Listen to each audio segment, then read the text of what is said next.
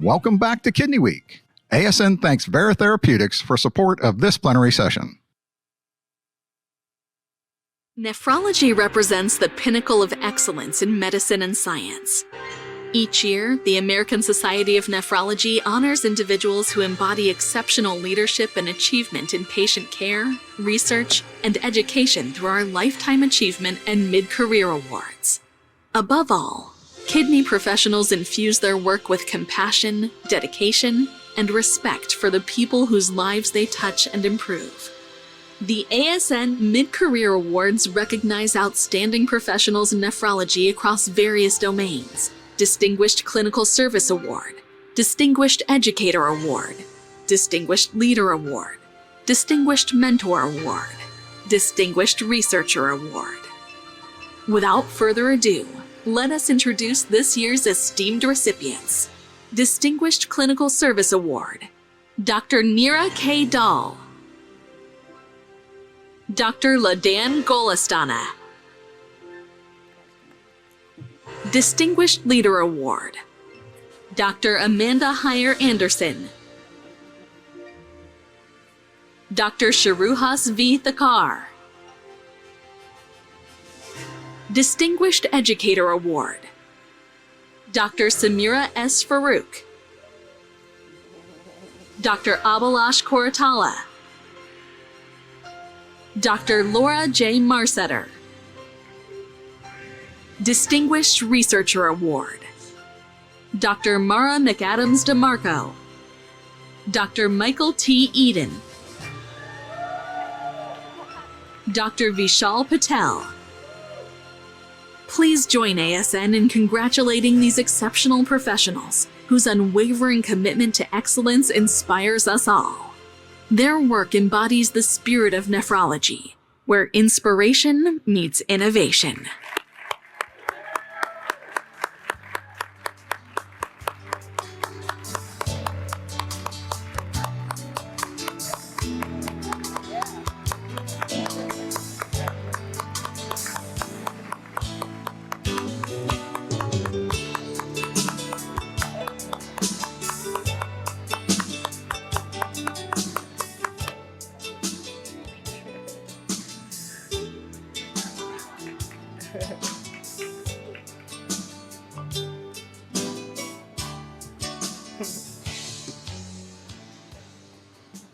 Good morning. Give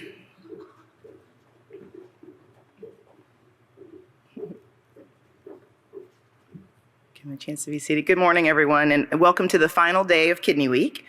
ASN thanks Vera Therapeutics for support of this plenary session.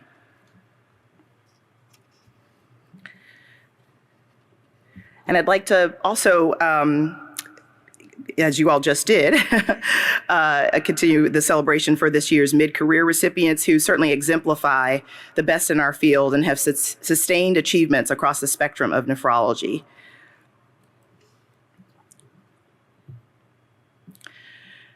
This past year has been a particularly tough year for ASN and the kidney community. In that we have lost a number of people in our community, including two former ASN presidents, Dr. Barry Brenner and Dr. William Henrich. At this time, let us remember our colleagues and friends who have passed away in this past year.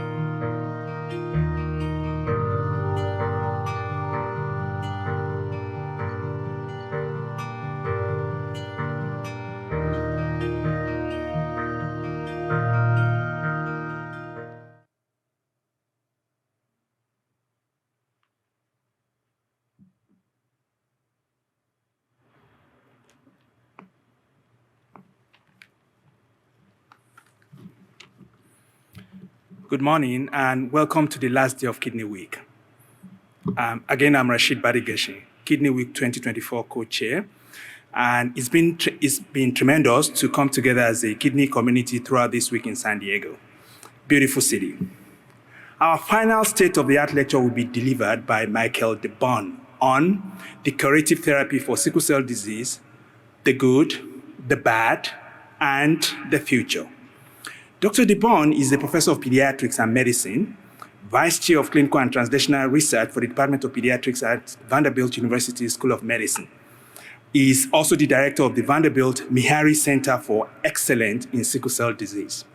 For over 25 years, Dr. DeBaun's research has led to fundamental changes in understanding the clinical epidemiology, pathogenesis, prevention, and treatment of overt and silent strokes in children with sickle cell disease.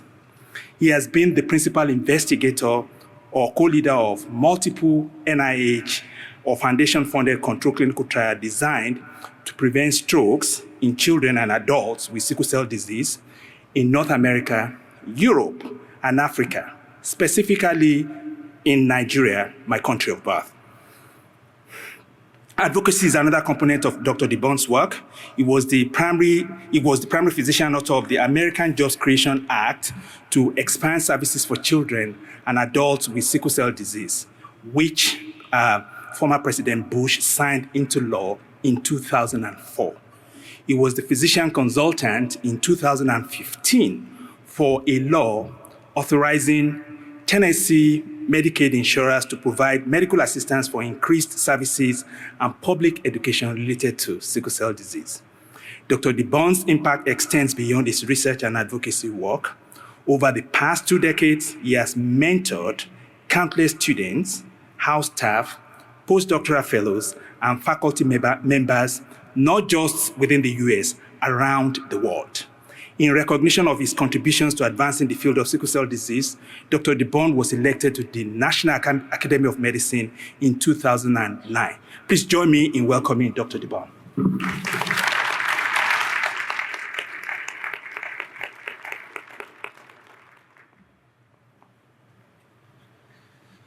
Well, thank you for that wonderful introduction, and thank you for the invitation. I can't sit in this room with all the nephrologists without thinking about my physiology class at Stanford and Roy Maffley making sure that I understood every aspect of the kidney before going on and take care of patients. So I appreciate the opportunity to talk to you. I really need your help, frankly, as nephrologists, and I'll tell you why as I unfold this story about sickle cell disease and the absence of sickle cell disease research driven by nephrologists to advance the care, with the exception of a handful of individuals in the United States and throughout the world. So the outline is the good, the improvement in life in children with sickle cell disease. For anybody over 50, sickle cell disease, as you knew it when you were a house officer, is no longer the same. And I can say that because I'm 64, and the disease I saw when I was an intern in 1987 is no longer what we see today. I'll talk about the willingness of our children and families to participate in trials. I'll talk about the limited lifespan of adults as part of the BAD, the AML, MDS after curing sickle cell disease with gene therapy, which is often not discussed, the health equity gap that occurs in this patient population. And I'll talk a little bit about the future in terms of curative sickle cell disease that will definitely need the assistance and support of the nephrologists in this room and beyond. So the good. So the last 20 years, there's been a change in the clinical history of sickle cell disease in children. A complete paradigm shift from when we started in 1987 on the floors at St. Louis Children's Hospital, where it was a life-threatening disease. Any child that walked in the emergency room had about a 5% chance of dying before their 5th birthday, to now a chronic disease for children less than 18. Strokes are the most common debilitating complication, occurring in 2 to 5% of the children who have overt strokes. And then, of course, there are children who have silent cerebral infarcts, and about 39% will have a silent cerebral infarct before their 18th birthday. Hydroxyurea therapy has decreased the rates of pain, acute chest syndrome, blood transfusion, and it's now used in in Nigeria and the rest of Africa as a primary stroke prevention for this patient population, dropping the rate of stroke for the high-risk group from 10% to 1%. So what's the evidence for the statement that sickle cell disease is no longer a life-threatening disease, but a disease with a life-threatening events? East London cohort, 2,100 patient years, 16-year Kaplan-Meier survival, 99% for the infants followed from birth in London. Northern Paris region, not a single hospital, but a region, 6,700 patient years of follow-up. They used guidelines to support the care based on the best available evidence. Their 5-year Kaplan-Meier survival was 99%. NIH DC Children's Hospital funded trial, 497 children and adolescents followed for 5 years. The estimated survival to 18 was 99%. So you can see that from a perspective of a pediatrician, if survival is the outcome, we have to be pretty sure before we engage our children in curative therapies that may have as high as a 5% to 10% risk of death. That's an opinion. So I wanted to talk a little bit about some work that we did. It's not the punchline of the trial, it's the next slide that's the most important. So briefly, I was the PI of this trial published in the NEJM. We had 196 children with sickle cell anemia and silent cerebral infarcts, normal transcranial Doppler, which decreases their risk of avert strokes from 29 sites, Canada, UK, France, and the US. And they were randomly allocated, these children with silent cerebral infarcts, to monthly blood transfusion therapy or observation. Over the course of the 3 years, monthly blood transfusion resulted in a 57% relative risk reduction in new or recurrent silent cerebral infarct or stroke compared to no transfusions, which is now standard care to perform MRIs in the children. And if they have silent cerebral infarcts, is to discuss the pros and cons of blood transfusion in this patient population. But this is the punchline. Here's a snapshot of the children who lived in the United States. The yearly income per capita was $8,500. This is what we asked our families to do. We asked them to come in for monthly transfusions for half because they were randomly transfused. That's monthly. We had 3 MRIs of the head, non-sedated. We had 4 neurology evaluations by a pediatric neurologist. We had 3 cognitive test scores performed because we were interested in the cognitive impairment associated with pre-existing silent infarcts and progression. We had 2 quality of life assessments. In this group, 86% of the patients did all of what I just stated. 86%. 9% were evaluable for the primary outcome of the trial. Only 5% of the 196 over the course of this trial were not evaluable. So this idea that Black folks do not want to participate in clinical trials, I would at least say maybe that's not the case. The key to this trial is a laundry list of things that we did, but the most important component, in my opinion, was not the race of the doctor, but it was the empathy of the doctor to care for the patients with sickle cell disease. Every one of these doctors were handpicked based on their joy of providing medical care for these families, and the families understood the commitment of the physician to provide the medical care to them. And regardless of their decision to participate in the trial, they knew they were going to still receive the same level of care. So we didn't need a recruitment group to bring them in and say, we want you to participate in the trial. These were docs who were taking care of these patients every day, since many of them since they were 3 months of age when they were identified as part of the newborn screening. So let's talk a little bit about the bad. All right, adults with sickle cell disease have a shortened lifespan. The median survival for adults is 48 years. There's been no significant change in the survival in 25 years. And here's the Kaplan-Meier plot. This was pooled data from my colleague at University of North Carolina, Keena Taga, and my adult colleague at Vanderbilt and our Sickle Cell Center at Ayatollah Qasim. And you can see the median survival was 48. Of note is 60% of the patients with hemoglobin SS beta thal 0 had hydroxyurea. This will become important. We're prescribed for hydroxyurea. This has become important when you say that this is almost 3 times the national average. And despite this finding, we did not see a significant decrease in the mortality, increase in the survival rate or decrease in the mortality rate. So why do adults with sickle cell disease die? So heart, lung, and kidney complications account for about 50% of the deaths. Cardiovascular disease causes about 26% of the deaths. Elevated TR jet velocities consistently predicts early mortality and is associated with a 10 times increase in mortality risk. FEV1% predicted is also associated with death, FEV1 less than 70%. The rate of decline, I should put this in this slide, the rate of decline of FEV1 in adults with sickle cell disease is equivalent to the rate of decline in adults with cystic fibrosis. Estimated GFR. A GFR less than 90% is observed in 19% of adults. Reduced eGFR associated with a 3 times greater risk of death. And I took a sabbatical to CDC, and we were able to get access to the Medicare data, which obviously includes individuals with ESRD. And we were able to demonstrate that in this national data set, 26% of the adults with sickle cell disease who were diagnosed with ESRD died within 12 months. And in fact, the biggest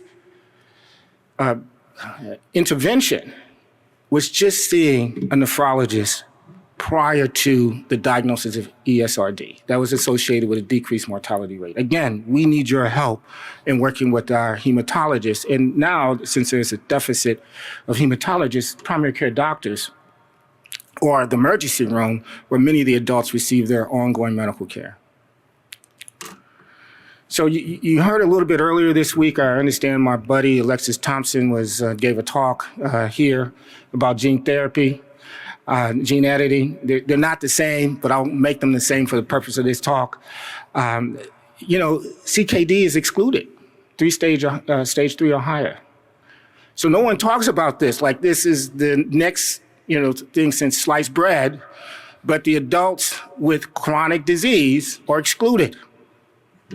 And if you look at our adults, and this is very important, if you look at our adults with elevated TR jet velocity, a risk factor for death, what you find is that about 13% of those adults will have a CKD of stage 3 or more. So it's not, we can't just have the hematologist look at the heart, or the cardiologist look at the heart, or the nephrologist look at the kidney. We really have to look at the entire patient. So this is a picture that was drawn by an artist with sickle cell disease. His name is Hertz Nazir. He has since died. This picture has a story, which I heard Hertz describe in an auditorium like this. He was in severe pain in the hospital, and he asked for pain medication because he was on a PRN dosing schedule, which is not recommended by any of us. So he called for the nurse to see him, and he said, "I would like some pain medication." The nurse said, "Well, it doesn't look like you're in pain. What's your pain level?" And he said, "It's 10. He says, "It doesn't look like it's a 10 to me." So she did not give him his IV morphine. And so this is his picture to describe his sentiment at the time. He has since passed away. My wife and I purchased this picture and donated it to ASH, and they will have it up and displayed at the beginning of this year. So what are our drugs to treat pain? It turns out that all of our therapies for sickle cell disease are focused on pain. All the FDA drugs are focused on pain. Our patients are not dying from pain. They're dying from heart, lung, and kidney disease.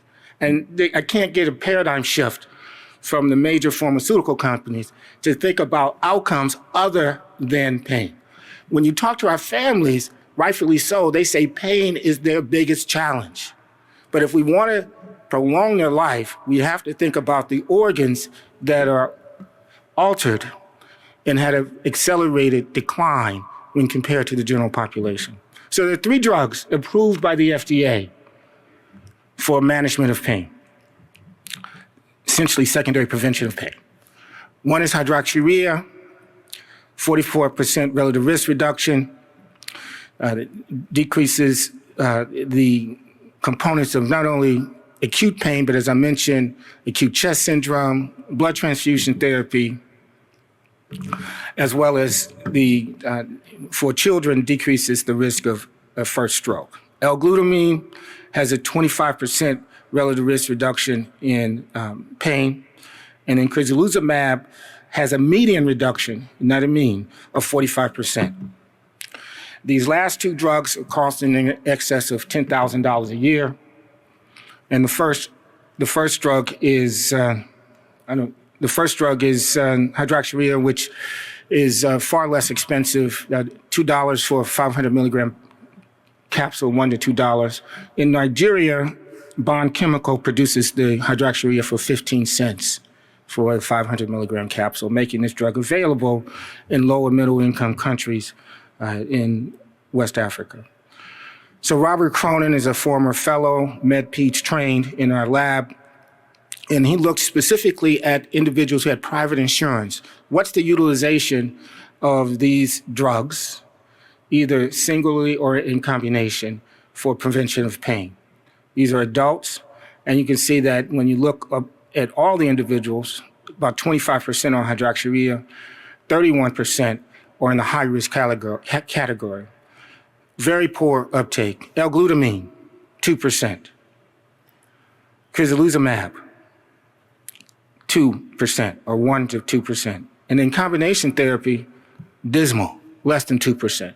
Really indicating the challenges of even if you create the product in a clinical trial that will decrease the relative risk of pain, it doesn't mean that our patients will have access to the drug in our patient population. So in conclusion, in the U.S., social determinants of sickle cell disease are not associated with participation in rigorous clinical trial in children, but it is associated with access to health care in adults. A significant gap exists between evidence-based practice and usual care for children and adults with sickle cell disease, and new FDA-approved therapies and curative therapies will continue to lag in uptake until the health equity gaps are closed. So why aren't more children and adults with sickle cell disease receiving a transplant? So there's really two cardinal principles that are not discussed openly. The first one is there's a small donor pool. Previously, you had to have a sibling which was match-related donor. And it's probably less than 20%, easily less than 5% actually had those donors. So if you had a patient that was sick, you had to have a sibling who was a match-related donor. And you could imagine if you have a child with sickle cell disease, you may not want to have additional children. So there are many reasons why this number is smaller than what you would expect by chance. But the second is the myeloablative chemotherapy, which was the standard up until about a decade ago. And unfortunately, most adults cannot tolerate the myeloablative chemotherapy, and the children can. So the axis has switched to treating the children for the last 20 years. And even now with the gene therapy, they lowered the eligibility criteria to 12 for these reasons, despite this counterpart about mortality being the lowest in the children and the highest in the adults. You know, as an oncologist, when you think about this, we actually start off our riskiest therapy in the highest risk patients, our phase 1 trials. The patients who we know or have a high likelihood of going to die, they're the ones we start off with. We don't start off with the patients who have a 90% survival using new agents. But somehow that paradigm has been switched in sickle cell disease. So here's the gene therapy trial. I imagine either Alexis talked about this trial. This is the Bluebird Bio trial. It's excellent science. It's superb science. And the trial had a current cohort. It was cohort A, B, and C, and they report the results on cohort C. And what they showed was an increase in the transduction of the CD34 cells. Basically, it was a successful trial. However, in the midst of this trial, there was a pause, which was highlighted in the New York Times in 2021. So why did Bluebird Bio stop the trial or pause the trial? Of X number of patients, when this press release came out, we didn't know how many patients were actually at risk for malignancy. I can tell you I spent over 6 weeks trying to find the data. I couldn't find the data. So I estimated, I guessed, maybe around 47. Two of this number of patients developed AML. One was at 2.5 years, another at 5.5 years after the gene therapy. So Rick Jones at Johns Hopkins and I put together a working hypothesis based on the following. After gene therapy or gene editing for sickle cell disease, the stress of switching from homeostatic to regenerative hematopoiesis by transplanted cells drives clonal expansion or leukemogenic transformation of pre-existing pre-malignant clones, eventually resulting in AML, MDS. And whether pre-malignant clones before gene therapy or gene editing or a haploidentical transplant will predict AML, MDS is unknown. So what about the future? So again, what are the major gaps in the knowledge of goal of curing sickle cell disease? And so from a provider of this population perspective, the biggest question that I was interested in was, can non-myeloablative related haploidentical transplants cure most children and adults with sickle cell disease? So you already know the rationale for non-myeloablative. The haploidentical transplant protocol was developed by the Johns Hopkins group 15, 20 years ago. And in this group, they demonstrated that about 90% of the adults, in fact, had a donor. A donor could be a sibling, could be a mom, a dad. It could be the adult's own children. And so this greatly improves the donor pool for this population. About 90% of the adults have a donor based on experience. So it addresses the challenge one. And then for challenge two, the Hopkins team devised a protocol based on preclinical, then translational research, first in adults with cancer, then in sickle cell disease, to be non-myeloablative.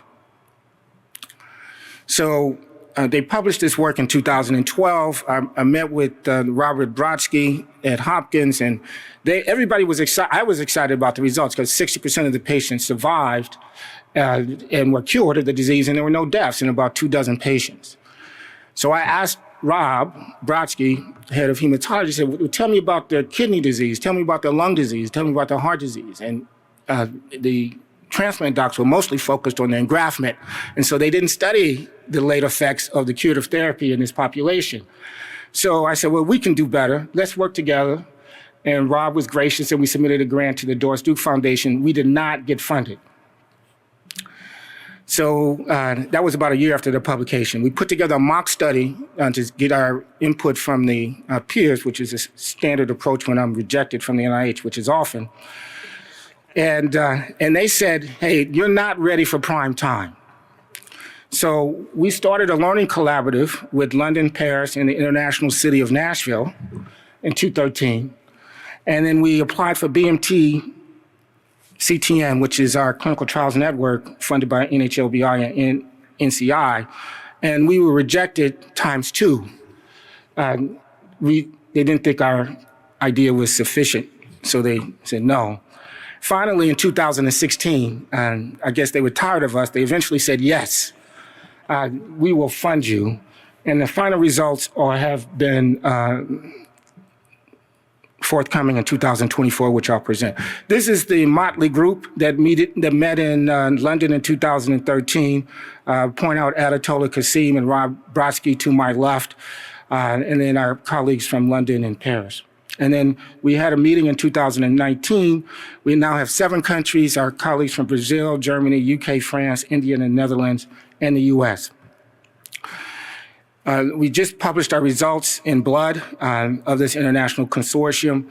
But before I delve into that, I wanted to at least tell you the 5 key components of this learning collaborative. We initially met weekly. We had to learn about each other and learn our strategies. Turns out that we could all follow the transplant protocol fairly well, but it was the supportive care that was the real challenge. And how you manage CMV infections, how you manage EBV infections when you stop the immunosuppression. Our transplant colleagues, I'm not a transplant doc, we're all over the place. And we tried to harmonize this to the best of our ability. We had to come up with a consensus for the best management in the absence of a phase 3 randomized controlled trial for a rare disease. We had to have appropriate research governance, which included an institutional IRB approval with informed consent and a data use agreement with Vanderbilt so that we could get the data from those sites. We had to have a minimum and accurate data collection, which was hard because you can imagine the transplant docs wanted everything under the sun, and I kept saying less. What we want is the major outcomes: overall survival, event-free survival. And then last, we had to have a spirit of community and collaboration. So this group now meets monthly. We were meeting weekly for the first 5 years because we had a lot of ground to cover. Here's the overall results from this haplo consortium. You can see that the 2-year overall survival was roughly the same in children and adults, 94%.